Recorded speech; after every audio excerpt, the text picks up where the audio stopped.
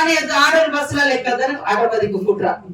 చూడు, మేము ఆటో డ్రైవర్లను కూడా ఆదుకుందామని చెప్పిన. ఇప్పుడు ఇక్కడ నుంచి కొనసలకుంట నుంచి వరంగల్ దాకా బస్సు ఆటో పోతుందా? చిన్న ఆటో పోతుందా? మరి దానికోసం మనం పెట్టినాం. ఉదాహరణకు వాళ్ళేమో ఆటోలలో రెచ్చగొడుతుంది. మరి లక్షల రూపాయలు, కోట్ల రూపాయలు ఉన్నోడు ఇట్లా 100 ఎకరాలు రైతుల పేరు మీద, రైతులు కాకుండా భూములు కొనుక్కొని పట్టాలు ఎక్కించుకొని వాళ్ళు రైతు బంధు పొందిండ్రు.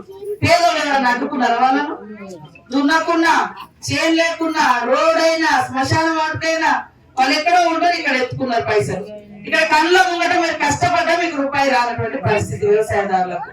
కానీ ఈ రోజు ఆటోలను మహిళలు ఉచితంగా బస్సు ఎక్కుతారని వాళ్ళని టీఆర్ఎస్ పార్టీ రెచ్చగొడతాము.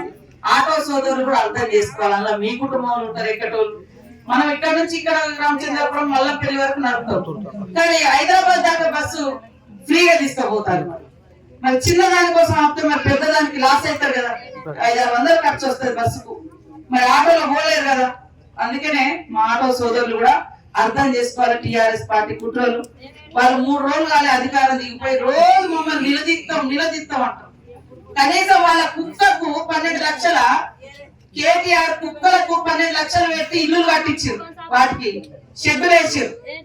వాళ్ళ ఆటలు ఆడుకోవడం కోసం 2-3 కోట్లు ఖర్చు పెట్టుకున్నారు బ్యాడ్మింటన్ ఆడడం కోసం. మన ఊళ్ళో పిల్లలకు గేమ్స్ పెడితే టీచర్లు కొంగులు బట్టి అడుకొచ్చి పాపం అక్కడక్కడ గేమ్స్ ఆటలు ఆడిచ్చారు. మనకైతే ఇల్లు రాలేదు ఇంతవరకు. కుక్కలకు మాత్రం ఇల్లు కట్టించారు ఉండడం కోసం. వాళ్ళ పాలన అట్లా.